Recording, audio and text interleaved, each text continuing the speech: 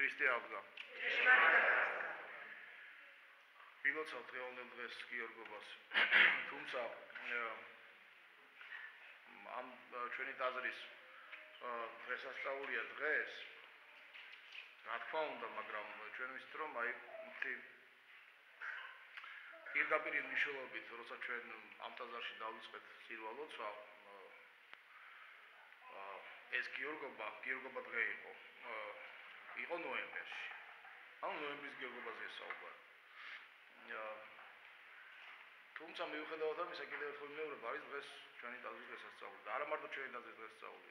ყველა იმ დაზრის, რომელიც არის წმინდა გიორგის, ასე ვთქვათ, სახელზე ნაკურთხი, სადაც აღესრულება წირვა-ლოცვა, სადაც წირავენ მამა გიორგები, ესწრებიან გიორგები და გიორგის დედები, მამები, შვილები, ცოლები და ასე შემდეგ. ასე რომ მარტო გიორგებს არა ეს დღესასწაული, ხო, როგორც ვთქვით ხოლმე, რომ აი ადამიანს მარტო გიორგებს ურეკავთ ხოლმე, ხომ და იმათ უვოთ. თუმცა გიორგობა მარტო გიორგების დღესასწაული კიდევ ერთხელ მეორე არა.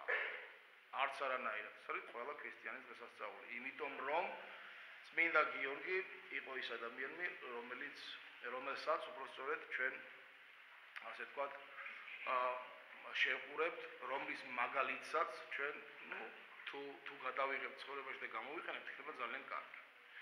ასე ვთქვათ, მისაბაძი ადამიანია ჩვენთვის, ხო, ქრისტიანებისთვის და ალბათ არა მარტო ქრისტიანებისთვის. კარგი, ახლა ბევრს არ ვისაუბრებ ამ თემაზე, იმიტომ რომ ვინ იყო წმინდა გიორგი, რა გააკეთა, რისთვის, რატომ, ეს ყველამ ვიცით. ყოველ შემთხვევაში ესე ფორმალურად მაინც ვიცით ყველა, ხო? აი მიბაძვა ცოტა ძნელია, რომ მიბაძვოთ, ხო? ისე რომ ვიცხოვროთ როგორც წმინდა გიორგი ცხოვრობდა, ცოტა ძნელია. ცოტა კი არა, კარგად ძნელია. და ხშირ შემთხვევაში ეს ასე ვთქვათ, გვეძნელება ხოლმე როგორც თქვით. მაგრამ გვინდა არ გვინდა, შეგვიძლია არ შეგვიძლია, გამოგდის თუ არ გამოგდის. მისაბაძი მაგალითი მაინც მაგალითად რჩება, ხომ ესეა. ჭეშმარიტება მაინც ჭეშმარიტებად რჩება იმას, ვინმე დაიცავს, არ დაიცავს, როგორც კი შეასრულებს, არ შეასრულებს. ჭეშმარიტება მიუხედავად ყველაფრისა, მაინც ჭეშმარიტებად რჩება, მას არაფერი არ აკლდება. აკლდება ალბათ იმ ადამიანებს, ვინც უბრალოდ ამ ჭეშმარიტებაში არ არის და არ იზიარებს და არ ითვალისწინებს ამ ჭეშმარიტებას, თორე ჭეშმარიტებას თავისთავად არაფერი არ აკლდება. არ შეიძლება რომ მოაკლდეს, იმიტომ რომ სულიწმინდა არის ღმერთი. და არ განსხვავდება არსად. არც უბრალო სამრევლო ტაძარში, ეს ბევრჯერ გითხოვს, არც მონასტერში, არც ახლა ნაკურთხ ტაძარში, არც მეხუთე საუკუნის ტაძარში, უბრალოდ სულიწმინდა არ განსხვავდება არსად. ყველგან ერთი ღმერთი, ანუ ჩვენი ღმერთი ჭეშმარიტი მამაძე და სულიწმინდა, სამპიროვანი ერთი ცოცხალი ჭეშმარიტი ღმერთი. არსად არ განიცდის არც კლებას, არც მატებას. ეს უკვე ადამიანები როგორ ვიღებთ ამას, ჩვენში რამდენადაა გახსნილი შინაგანი სამყარო, რომ აი ეს ჭეშმარიტების ღმერთი, ანუ სულიწმინდა მივიღოთ, ეს კი რა თქმა უნდა ყველა ჩვენთაგანის ასე ვთქვათ, ცხოვრებიდან გამომდინარე, აზროვნებიდან, ცხოვრების წესიდან გამომდინარე, ჩვენი სოფხედელობიდან, ჩვენი შინაგანი სამყაროდან გამომდინარე, ეს კი ჩვენზეა დამოკიდებული, თორე სულიწმინდა ყველგან, ამაზე დავასრულებ, არის ერთი და იგივე, ერთნაირი. მას არაფერი არ აკლდება და უბრალოდ წარმოუდგენია რომ მოაკლდეს, ხო? იმიტომ რომ ღმერთი ისეთი არსება, რომელიც ყველგანაა, რომელიც ყველაფერშია, რომელსაც გეოგრაფიულ რაღაც ლოკალურ, ხომ, ადგილმდებარეობას ვერ მიუჩენ ვერანაირად. ის ყველგანაა თუ ადამიანს უნდა. თუ ადამიანს არ უნდა, თქვენ წარმოიდგინეთ, აი ტაძარში შეიძლება დღე-დაღამე ვიდგეთ და აქ ღმერთი არ იყოს ჩვენთან. რატომ? იმიტომ რომ არ გვინდა რომ იყოს. თუ გვინდა, მაშინ კი. ჩვენ პირობითად ვეძახით ტაძარს, რომ ის არის ღვთის სახლი, რატომ? იმიტომ რომ აქ არის ლოცვა, აქ უნდა იყოს განსაკუთრებული ატმოსფერო იმისათვის, რომ ადამიანი აქ მოდიოდეს და განიტვირთებოდეს თუნდაც 2 საათი, თუნდაც საათნახევრით. რატომ? მას ჰქონდეს საშუალება ელემენტარულად, რომ ის იყოს ღმერთთან ახლოს. პირობითად, რა თქმა უნდა. რატომ? იმიტომ რომ აქ უნდა შეექმნა ჩვენ მორწმუნე საზოგადოება, რომელიც არ არის მარტო მღვდელი ან განყენებულად სამკემბრევი, ეს ყველა ერთად ვართ აღებული, უნდა შეექმნათ ესეთი ატმოსფერო, ადამიანებმა აქ ილოცოთ და პირველ რიგში ჩვენს უნდა ვილოცოთ. კი არ უნდა ვილაპარაკოთ, კი არ უნდა მოვიკითხოთ დედმამიშვილები, ბიძაშვილები, ვისი გოგო გათხოვდა, ვისი დაინიშნა, ვინ როგორ დიდარ ქმარს წაყვა და კაი ცხოვრება, ახლა მოწყობილ პირობიდან, თორე კაი ცხოვრება, რა ვიცი მე ეს ბევრჯერ მითქავს, კარგი ცხოვრება არავისთან და არსად არ მეგულება. ნუ ყოველ შემთხვევაში ამ ქვეყანაზე მაინც. არავისთან. ჩვენ რო გონია რომ ვიღაცები კარგად ცხოვრობენ, ნუ რას უკაცრავად. კარგი ცხოვრება სულაც არ არის, არც ფინანსური მდგომარეობა, არც მატერიალური გამართული. კარგად არავინ არ ცხოვრობს. წარმოუდგენელი რომ ამ ქვეყანაზე ადამიანმა იცხოვროს კარგად. თუმცა, ნუ ყველა ადამიანი ნაცნობია მოწოდებული. ანუ კარგად ცხოვრების კი არა. მოწოდებულია ბედნიერებისათვის და არა კარგად ცხოვრება. კარგად ცხოვრება და ბედნიერება სულ სხვადასხვა რამეა. რომელიც ჩვენ ხშირად სამწუხაროდ ადამიანებს არ გვესმის ხოლმე და გონია რომ რახან ადამიანი რაღაც შეძლებულია, სახლია, კარია, არაფერი არ აკლია, ერთი შეხედვით პირობითად, ხო? აი გონია რომ ეს ადამიანი კარგად ცხოვრობს. არა და უბედურია. აი ახლოს რომ მიყოლს და კარგად გაიცნო და უბედურია. რატომ? იმიტომ რომ აი ეს ყველაფერი ყველაფერი აბსოლუტურად თუ რამე შეიძლება კონდეს აი აქ ამ ქვეყნიური ცხოვრების პერიოდში ადამიანს, ხო? არ ქმნის ადამიანად. უბრალოდ არ ქმნის ადამიანს ბედნიერად. ანუ თავისთავად ვერ იქნება ადამიანი ბედნიერი უბრალოდ რაღაცების გამო, თუ ადამიანს შინაგანი მდგომარეობა არ აქვს ამის. არ იხვის, არ შრომობს, არ სწავლობს, არ განიცდის მოკლედ ვერ ვილაპარაკობთ ბედნიერებას, ნუ გარეგნული რაღაცები უბრალოდ ადამიანს ბედნიერად ვერ ქმნის. ნუ კი, პირობითად კი, რაღაც კაი ქმარი შეხვდა, კაი ცოლი, მადლობა ღმერთს, ამას რა ჯობია? რაზეა საუბარი? თქვა, კაი სამსახური აქვს, უფრო მადლობა ღმერთს. კარგია ეს ყველაფერი, ხო? რაღაც ფეხი არ აკლია, ხელი არ აკლია, ესაც კარგია, მადლობა ღმერთს, მაგრამ ნუ კიდევ ხომ რომ ბედნიერება სხვა რამეა. იმიტომ რომ ეხლა ადამიანთან რომ მიხვიდე და სტრამე შეეკითხო, აი გააქვს ფეხი, ხელი, არ გაკლია, ხო არც ერთი, ყურებიც აქვს, თვალებიც. ბედნიერი ხარ? იმის გამო რომ ყურები და თვალები გაქვს, არა, გეტყვის ვის დაფიქსდება და ცოტა ანალიზს უტარებს საკუთარ თავზე, რაღაც მართლა ფიქრობს რაღაცებზე და არა უბრალოდ რაღაცებზე, არამედ მარადილ რაღაცებზე ადამიანი. ყველა იტყვის რომ კი, რა თქმა უნდა, ეს არ არის ბედნიერება. კი, მაგ ყური, მაგ ფეხი, არაფერი არ მაკლია, ერთი შეხედვით, მადლობა ღმერთს. თუ მადლიერიც არის, ამას რა ჯობია, მაგრამ ნუ ეს ბედნიერება სხვა რამეა. ბედნიერება არის აი შინაგანი მდგომარეობა, რომელიც ადამიანი განიცდის განუწყვეტლივ მიუხედავად იმისა, მას ყური აკლია თუ ფეხი. თუ აქვს, თუ არა, მაინც განიცდის. აი რატო გავაკეთე ეს შესავალი? ვიტყვი ერთ რამეს. აღდგომიდან, დღეს საუბრობთ, აი აღდგომიდან 40 დღე არის, ნუ ყოველ შემთხვევაში ჩვენი წინაპრები ესე იქცევდნენ და ეს ცხოვრობდნენ, რომ იყო დღესასწაულის დღეები. ვიდრე ამაღლებამდე. მე კიდე დაემატება რამდენიმე დღე და ვიდრე სულთ მოფენობამდე, ხო? არის დღესასწაული. ეს 50-ეული დღე და პირველ რიგში 40-ეული დღე არის განსაკუთრებული. ანუ რა? განსაკუთრებული იმიტომ რომ კიდევ აღდგომაა. ესმე?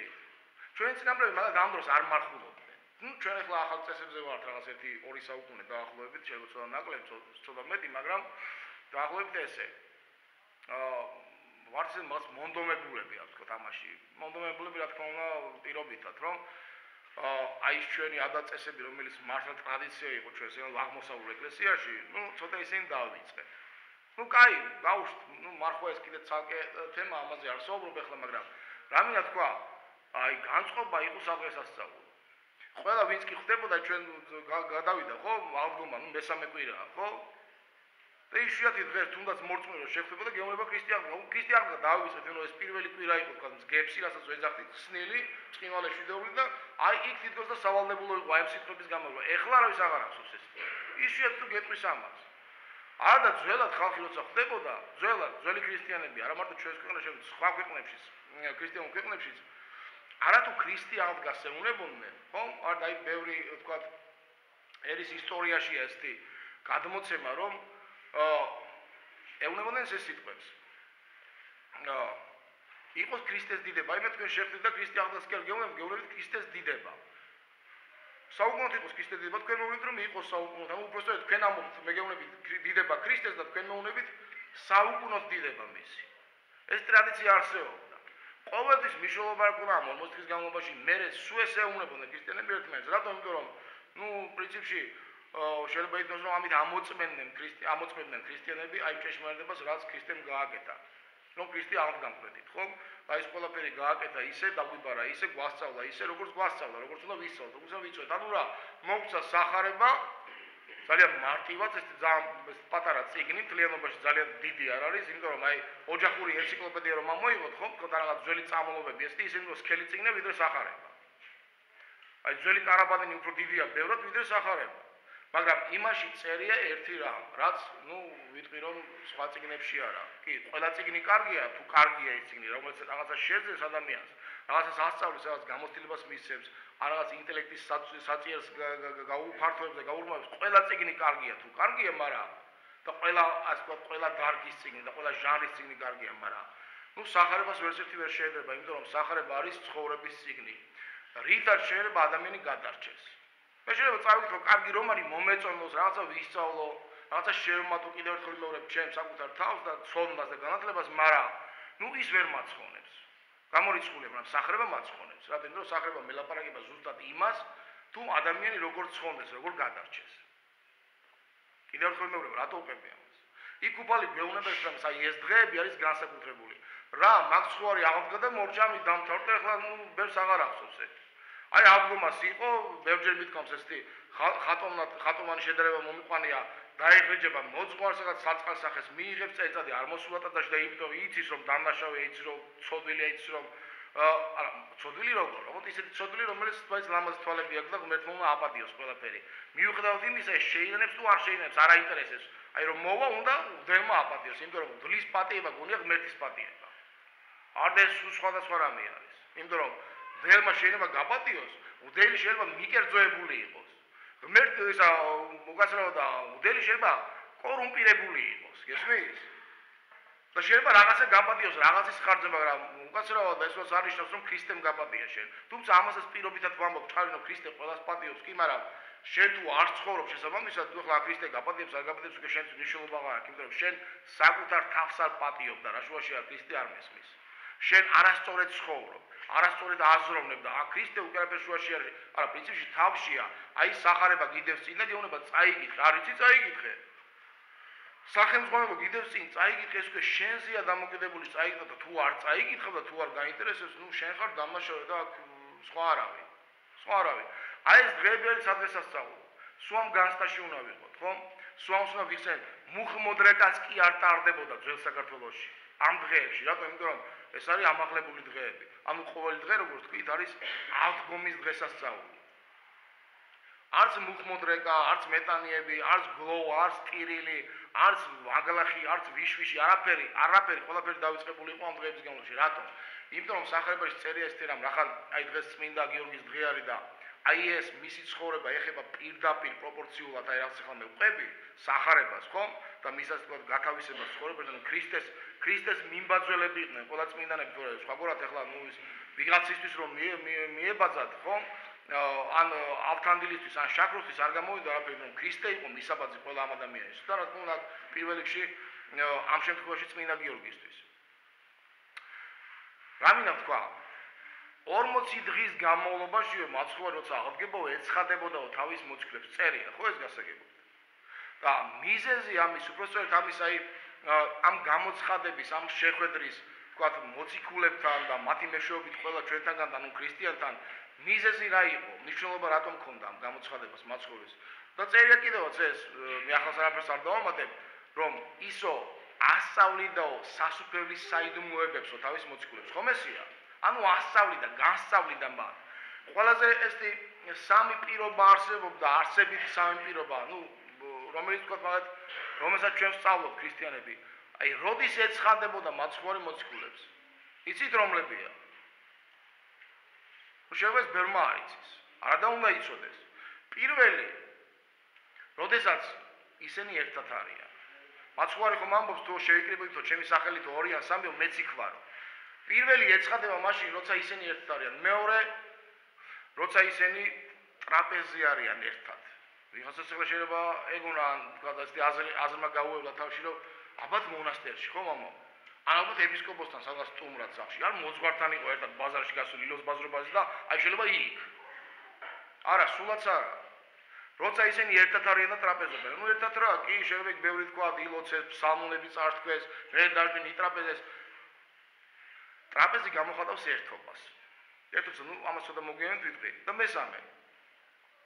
მესამე ეცხადება ის ყოველთვის კვირა დღეს. რატომ? იცი ქრისტიანობაში კვირა დღე არის პირველი დღე კვირისა. და ჩვენ ვთქვით ორშაბათია, ხო ესია? არ და სულაც არა. ებრაელებისთვის შაბათი იყო ბოლო დღე კვირის, ანუ ეს უქმე დღე, როცა ყველა ისვენებდა, ანუ შესაქმნიდან ხომ აი ადამიანების ამ სამყაროს შექმნის, ანუ შესაქმნიდან მოყოლებული ღმერთმა დააწესა, რომ მეშვიდე დღეს ისვენებენ და ეს მეშვიდე დღე იყო ებრაელებისთვის აი ზუსტად შაბათი და ქრისტიანებისთვის. იმიტომ რომ ქრისტე მოვიდა განკაცდა, გააკეთა ის ყველაფერი რაც და აღდგა რომელ დღეს კვირას, ხო? გამთენიისას. ანუ ქრისტიანებისთვის პირველი დღე უმთავრესი დღე და კვირის პირველი დღეს თუნდაც ქრონოლოგიურად, ხო? არის კვირა და არა ორშაბათი. თუმცა ნუ ახლა საერო კალენდარით ესეა დაწესებული, რომ ორშაბათიდან ვიწყებთ ვამთავრებთ კვირას და რადგანაც ორშაბათიდან ვიწყებთ სამუშაობთ, სამშაბათს, ოთხშაბათს, ხუთშაბათს, პარასკევს, შაბათს და ის ერთი დღე ყველაზე მნიშვნელოვანი თავარი დღე, როცა ჩვენი თავის უნდა გამოვიყენოთ ისევ და ნუ ჩვენი თავის არა ვთქვათ კუჭისთვის, არა რაღაც დასვენებისთვის, ვთქვათ რაღაც ხორციელი მიდრეკელებებისთვის, არამედ სულისთვის პირველ რიგში, ნუ აი ეს დღე რატომღაც ბევრს ავიწყდება ხოლმე დღეს. როცა აი ეს რაღაც მცირე გადახვევას გავაკეთებ და ამაზე დავასრულებ, როცა დღეს აი ჩვენს გარშემო რაც ხდება ამას უყურებ ხოლმე, ერთ რამეში ვწმუნდები კიდე. როგორც ქრისტიანი, როგორც მოძღვარი, ხომ კი, რაზე საუბარი, ღმერთი არსებობს და არსებობს ეშმაკიც, ხო? მისი ასე ვთქვათ მებრძოლი მოწინააღმდეგე ძალა, რომელსაც არ უნდა რომ ადამიანები გადარჩენენ და ცხონდნენ. რომლის ჭყვაზე დადეს თითქმის დღეს მთელი მსოფლიო 99% და 9/10. მთელი მსოფლიო დადის ამ აი მეორის ჭყვაზე, ვიდრე პირველის. რას ვახსენეთ, ხო? 3 დღე არავის უმუშავია, აი თუნდაც აი ჩვენ შენებლობაზე, აი ახალი შენობა რო შენდება. 3 დღე არავის, აი უქმე დღეები იყო, ხო, არავის არ უმუშავია. გიორგობას მოუნდა ყველას მოსვლა და მუშაობა. მაინდა-მაინც გიორგობას, მაინდა-მაინც შაბათს, მაინდა-მაინც კვირას. რატო? სამშაბათს, ოთხშაბათს, ხუთშაბათს, პარასკევს რას აკეთებდი? არაფერს. შაბა აი როცა გიორგობა დღეს არის, მაშინ მოდიოდა და მუშაობა. არა, პრობლემა არ არის, მუშაობა, მერტმა გამომარჯოს ყველას. აქ ამაზე კი არ ვსაუბრობ. მე ფსიქოლოგიაზე ვსაუბრობ. მე ვსაუბრობ აი ქრისტიანობაზე, რომელიც ჩვენთან თითქმის აღარ არსებობს. რატომ? იმიტომ რომ ქრისტიანობა არის სოფხედელობა, ბევრჯერ მithkom. ეს არის ცხოვრების წესი. შენ თუ გიორგობას აი ახლა აქ არ გახარ და იქ ახლა იმას აკეთებ რაღაცებს, ხომ ათეთრებ თუ აშავებ. ნუ სუმცირე ქრისტიანი არ ხარ. არ ხარ ქრისტიანი თორე მერტმა ყველას გავამორჯოს, მე არავის არ განვიკითხავ ამის გამო, მე სხვა რამეს ვამბობ. უბრალოდ ქრისტიანი არ ხარ. უბრალოდ ესე საქმე არ გამოვა. უბრალოდ ესე წინ ვერ წავალ. უბრალოდ მარტო სუფრასთან ჯდომა და სამბიჭი გისმერე უკვე რომ შარიკი გაგვიხურდება, ხო? და მე ვხდებით მაგარი ქრისტიანები, მაგარი აუ წმინდა გიორგი, მე გაახსენდება საღამოს დარწმუნებული ვარ ბერს, ორ სამჭიქას რო გადაყლაპავენ. მე გაახსენდება წმინდა გიორგი, მისი დამსახურებები, მისი ღვაწლი. ნუ ეს უბრალოდ რა არის? ფარსია. და მე არაფერი აბსურდია ეს. ცხოვრების წესი არ არის ესეთი. კი, აი წმინდა გიორგი იყო ეს ტიპი, რა გააკეთა წმინდა გიორგი, დალოცვილო. და ეს მარტო წმინდა გიორგი ევალებოდა, ვალი კი არ ქონდა წმინდა გიორგის რამე ქრისტესი. ყველას ვალი არა, ვალი კი. მარტო წმინდა გიორგის არა, ყველას აქვს ვალი. კარგი გაგებით, ყველას გვაქვს ვალი. იმიტომ რომ ქრისტე ჯვარს ეწოდა ტანჯვა შეურაცხყოფა დაითმინა იმისათვის, რომ მალე წმინდა გიორგისთვის გაეკეთებინა ეს. ან ბასილიდისთვის, ან ათანასე დიდი ალექსანდრიელისთვის, ჩვენ ყველა ჩვენთაგანისთვის გააკეთა ეს ქრისტე, ყველა ჩვენთაგანისთვის. თითოეული ადამიანისთვის გააკეთა ეს, ასე რომ ყველა ვალში ვართ, კაი გაგებით, ხო? და მარტო ვიღაცისთვის არ გავუკეთებთ, ყველა ჩვენთაგან, ამიტომ ჩვენ მარტებს რომ შესაბამისად ვიცხოვროთ ისე, როგორც თქვა ჩვენი წმინდანები ცხოვრობდნენ. ნუ მოვინდომობთ მაინც, შეიძლება თლათღა წმინდანები ვერ ვიყო და ამაზე არ გქონდეს მაინდა-მაინც დიდი პრეტენზიები, მაგრამ მოვინდომოთ მაინც რაღაცის გაკეთება. ჩვენ ვთქვით რომ აი სამი ესეთი ძირითადი კომპონენტი როდესაც ეცხადებოდა და დავასრულებ მაცხოვარი მოციქულები და რასაც სწავლიდა აი ეს სასწრაფების საიდუმლოებები ჩვენ გვესმის ესე, იმიტომ რომ ჩვენ საერთოდ მიდრეკილები ვართ ადამიანები, ყველაფერი რაღაცას გავამძაფროთ, გავამწვავოთ, რაღაც საკრალური გავხადოთ, რაღაც საიდუმლო გავხადოთ, ჩავეკირკიტოთ, ჩავეძიოთ, ნეტავ რას ეუნებოდა. ანუ ნეტავ რას ასწავლიდა მოციქულებს, ისეც რაც ჩვენ არ ვიცით. არა პრინციპში რაც ასწავლიდა ყველაფერი ვიცით, იმიტომ რომ ყველაფერი ისევ სახარებას წერია, ეს ყველაფერი ისევ მოციქულთა ცხოვრებაში წერია. კიდევ ხომ რომ წაიკითხე და გაიგებ რას ასწავლიდა. მაგრამ პირველ რიგში რაც ასწავლიდა, აი ერთ თავარ რაღაცას, რომლის გარშე უბრალოდ ქრისტიანობა წარმოუდგენელია. რომლის გარშე სახურება წარმოუდგენელია. და ჩვენ ვთქვით რომ ეცხადებოდა ისე დროს, როცა ისინი ერთად იყვნენ და ხშირად ტრაპეზთან. ჩვენ ვისთასი მონაკვეთების ახლებდნენ, როცა შედის და ეუბნება, კარით ხშულით შევიდაო და მშვიდობა თქვენთან ეუბნება, შეკრებილები როცა იყვნენ მოციქულები, შიშათვის 2000-აო, ხო? გარდაც ვერ გამოდიან, ეს ჩვენ ამისთან ვილაპარაკეთ წინა კვირას. ხო? შედის მათთან, ტრაპეზთან ეცხადება, პულს განტეხავს. მისი აღდგომის შემდეგ კიდე მოციქულები და რა ხდება აქ? რომ როცა ეცხადებოდა ის, როცა ისინი ტრაპეზთან იყვნენ. ხდებოდა რომ ხანდახან როცა ეცხადებოდა გასაგებია, ეცხადებოდა აკეთებდნენ იმას, რაც აკეთებდნენ, ასწავლიდა მაცხოვარი იმას, რაც ასწავლიდა. ანუ უხაროდათ მასთან ერთად ყოფნა, ხო? რომ აი კიდევ ერთხელ ხედავდნენ აღდგომილ მაცხოვარს და მოციქულებისთვის ეს დიდი სიხარული იყო, მუგეში იყო. იმედი იყო, რომ აი მათი საყვარელი მოძღვარი, ხო, მათი მხსნელი გადამრჩენელი, მათი კი არა კაცობრიობის მხსნელი გადამრჩენელი, კვლავ მათთან იყო. აღდგომილი მაცხოვარი აღდგა არა სულით, იმიტომ რომ სულით ის უკვდავი იყო, რომ ღმერთია სული, ხო? აღდგა ადამიანური ხორცით, რაც იმან მიიღო, ხო? აი შობის განკაცების დროს. ადამიანური ხორცით აღდგა ის კვირეთით. და ამიტომ როცა მოდის მას აღარ შეა. მაგრამ ჭამს იცი რატომ? იმიტომ რომ აი მოციქულები მიხვდნენ, აი წეგანთქეს სიტყვა ვახსენე, გაითავისო რომ ის მართლა აღდგა, ის მართლა მათ გვერდზეა, მართლა ცოცხალია, მართლა იმედია კიდევ, იმედს უსახავთ ამან და ნუ რაღაც მოჩვენება არ არის. თორე მაცხოვარს უკვე, რომელიც აღადგა უკვე აი ადამიანური, კაცური ხორცით, ხომ, რომელიც შეიმოსა. ის განახვდა უკვე, მას აღარ ჩიოდა, როგორც აი თქვა ბევრჯერ გითხრათ პირველი ადამი იყო, ხო, დაცემამდე. აღარ ჩიოდა, აღარ წყლოდა და ჩვენ ხედავთ რომ დახურულ სივრცეში, ანუ კარებში შედის, ხომ, კედელში გადის. ანუ მისი ხორცი უკვე არა მარტო სულით, არამედ ხორცითაც აღდგა, ხომ, ჩვენ ამას გვასწავლის დოგმატი, ხომ, ქრისტიანული. ხორცი და სული, ნუ პრინციპში სულს არ ჭირდებოდა. ხორცით. მაგრამ აი გახტობილი ხორცი, რომელსაც უკვე ასე ვთქვათ, ბარიერები აღარ აქვს. ბარიერები, ნუ განსულერებული ხორცი, ნუ ხორცი მაინც ტერმინს ხმარობენ. განსულერებული ხორცი და რასაც სწავლის მათ? თუ ეს საკეთე ამაზე ხარ ვილაპარაკეთ. რასაც სწავლის მათ? არის ჩვენ ვთქვით რომ ხან ეცხადება, ხან არ ეცხადება, ხან ელოდებიან მოციქულები და აღარ მოდის იმ დღეს. მაგრამ აი ჩვენ შევიკრიბეთ ახლა, ხო, მოციქულები იკრიბებიან და ერთი ასე ვთქვათ, დასაჯდომელი ადგილი აი ამ ტრაპეზთან, ხო, მაგიდასთან არის მაცხოვრის. დატოვილი, მიუხედავად იმისა, ის მოვა თუ არ მოვა, გამოიცხადება, ეჩვენება თუ არა, ერთი ადგილი შენახულია მისთვის. ერთი ის ლუკმა და ჩვენ ვთქვით, მოციქულები არც ერთი არ იყო, ხო, არც მილიარდელი, არც მულტიმილიარდელი, არც მილიონერი, ანუ ყველა უბრალოები იყვნენ. ყველა იყვნენ, შეიძლება ესე ვთქვათ, დაბალი სოციალური სტატუსის მქონე, ასე ვთქვათ, ადამიანები, რომელსაც უჭირდათ ხშირ შემთხვევაში.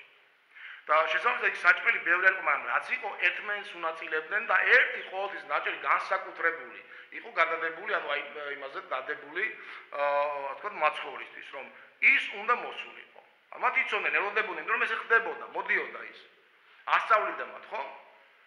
მაგრამ როგორც ვახსენეთ, ხანდახან არ მოდიოდა კიდევაც. მაგრამ ვინიც ის იქნება ის უხილავად იჯდა იქ. ხო, უბრალოდ აღარ გამოუცხადა თავი მოციქულს, მას შეიძლება რომ უჩინარი გამხდარიყო, ხო? გამხდობილი სხეულით მას შეიძლება რომ უჩინარის გამხდარიყო. აი ჩვენ როცა მეორედ მოსვლის მერე ადამიანები დავშტებით, შევხვდებით ყველა, აი ეს სხეული გვექნება. მას შეიძლება გაუჩინარიყო, შეიძლება არა. მაგრამ სხვა რამეს ვამბობ, ვინიც ის იქნება იგზის მაცხოვარი. იქნება იქ არის, უხილავად. თავად მაცხოვარიც ამბობს ამაზე, ხომ აქცენტს აკეთებს, რომ აი ამაღლების შემდგომ გვეტყვის იმ სიტყვებს, რომ კი მე ამაღლით თქვენგან, მაგრამ მე თქვენთანა ვარ უხილავად. ვიდრე აღსასრულამდე, მე სულ თქვენთანა ვარ. და იქნება ზის იქვინიცობა. ხდებოდა ეს ტრაპეზს ჩაატარებდნენ, ბოლომდე თქვა არ გამოცხადდებოდა ეს ხილულად მაცხოვარი მათთან. ბოლოს რას იზამდნენ? ამ ნაჭერს, რომელიც თქვა გაადებული იყო მაცხოვრისთვის.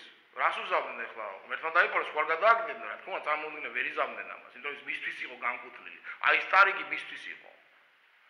ამიტომ მე ყველაზე უხუცესი მოციქული, ანუ პეტრე ამ შემთხვევაში დგებოდა და ანაწილებდა ამას და პირველ რიგში ვისაძლებდა სხვადასხვა აღმოსავლეთში იყო ეს წესი და დღესაც არის. მასპინძელი, რომელიც სუფრასთან მიგიწევს, ხომ? არა ეს და არა ორს, ამ რამოდენიმე ადამიანს, თქვა, ან ათეულ ადამიანს. და წესი ქონათ მეფეებსაც, იმპერატორებსაც, თქვა, აი წარჩინებულებსაც, რომ თავის ხელიდან ვისაც თქვა, აი ლუკმას გაუყოფდნენ, ან თქვა, ან ნებისმიერ რაღაც პროდუქტს, რომ ნაჭერს და მიაწვდიდნენ, თქვა, გვერდზე მждომს, ეს ხო მისთვის დიდი პატივისცემა. ანუ რატომ? რომ გამორჩეულად ესე იგი ეს ადამიანი შენ გცემდა პატივს. ეს ხო დაფასება. ეს ვარ პრივილეგიურ მდგომარეობაში ყოფნა, იმიტომ რომ აი შენ მასპინძელი ვიღაცა ადამიანი, მეფე იყო ეს ვაზნაური არ აქვს მნიშვნელობა, შენ გაფასებდა. ამიტომ პეტრე იღებდა ამ ნაწილს და ტეხდა ყველასათვის და პირველ რიგში აძლევდა იმათ, ვინც მაცხოვარს უყვარდა. და ვინ უყვარდა? ყველაზე ძალიან გამორჩეულად მაცხოვარს. კი სახარებაში წერია რომ იოანე, მაგრამ არა სუყელა უყვარდა. სუყელა. ამიტომ ის ნაწილი მარტო ერთს არ ეძლეოდა, ან ორს განსაკუთრებულად ამ შემთხვევაში მაგ სხვა რამეზე ვსაუბრო. ეძლეოდა სუყელა, სათითაოდ იქნებოდა ეს. ესე გრძელდება 2000 წელიწადი. ანუ რა ეძლეოდა?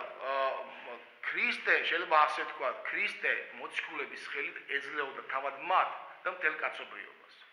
აი ეს გაგრძელება 2000 წელიწადია უკვე, აი აქ როცა ჩვენ წირავთ ეს რა არის? მაგიდა, ტრაპეზი.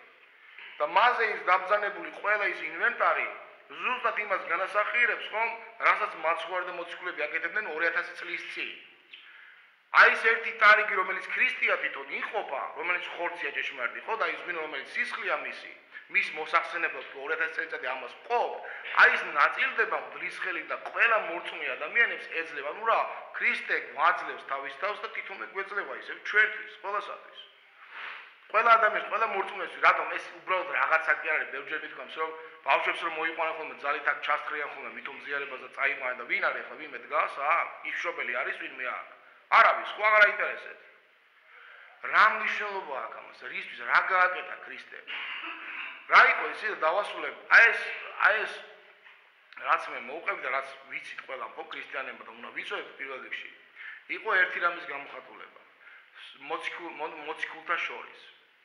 ქრისტე აღარ ეცხადებოდა ხშირად მათ, იმიტომ რომ და უხილავად რა თქმა უნდა მათთან იყო და ჩვენთან ყველასთან ვისაც უნდა რომ იყოს ქრისტე. აი რასაც ასწავლიდა პირველი მთავარი რაც იყო აი ეს ზუსტად რაც ახლა მე ვილაპარაკ. ყველაზე მთავარი უმთავრესი რატომ რომ მოციქულებს ესწავლათ და მათი მეშვეობით ჩვენ ამ კაცობრიობას ერთმანეთზე ზრუნვა. ერთმანეთზე ზრუნვა. ისე კი როგორც დღეს ხდება ხოლმე, აი ის არ მოვიდა ახლა მას მე შევჭამ. არა. ერთმანეთს უნაწილებდნენ. ესე იგი ეს ნიშნავს ერთმანეთს რომ ერთმანეთზე ზრუნავდნენ. ერთმანეთი უყვარდათ, ერთმანეთს ებდნენ პატივს. და იქ რა თქმა უნდა თუ აი ეს ყველაფერი იყო, აი ამ შემთხვევაში იქ ქრისტეც იყო უხილავად. თუ ეს ყველაფერი არ არის ნებისმიერ საზოგადოებაში და სოციუმში, თუნდაც ქრისტიანული დავარქვათ ამას, თუ ეს ყველაფერი არ ხდება, თუ გამყოფა არ ხდება, თუ მოხსენება არ ხდება, თუ მიბაძვა არ ხდება, ამ ყველაფერს იქ ქრისტიანობა უბრალოდ წარმოუდგენელი ქრისტიანობა არ არის. როგორც ბევრი ამბობს, აი მე მწამს, იცით, მე ღმერთის ძალიან მწამს, მაგრამ ნუ ახლა ეკლესია არა, იმიტომ რომ აი ეკლესია, იქ წესები, იქ ზიარება, იქ აღსარება, იქ მარხვა, ნუ ეს ჩემთვის არ არის. იმიტომ რომ არა მე მწამს ღმერთის რაზეა საუბარი, მაგრამ აი რაღაცა ამ დანარჩენი რაღაცებს არ მწამს. ჩვენ გვაქვს ერთი სარწმუნოება დავასრულებ. საყოველთაო, კათოლიკე ანუ ერთიანი, მართლმადიდებლური ქრისტიანობა. ნუ ძველად ეს ტერმინიც არ არსებობდა მართლმადიდებლური, სადაც მესამე მეოთხე საუკუნიდან მოდის, ხომ შეიძლება უფრო ადრეც. იყო ეს ტერმინები ხმარებაში, მაგრამ დღეს ვიცით რომ ეს ესეა. აი ესაა ჩვენი სარწმუნოება. ეს არის საყოველთაო და ერთიანი, დაუკვირდით საყოველთაო და ერთიანი. ჩემი და შენი კი არა მარტო, სუყველასი და ამას უნდა ითვალისწინებდეს, იზიარებდეს ყველა ქრისტიანი.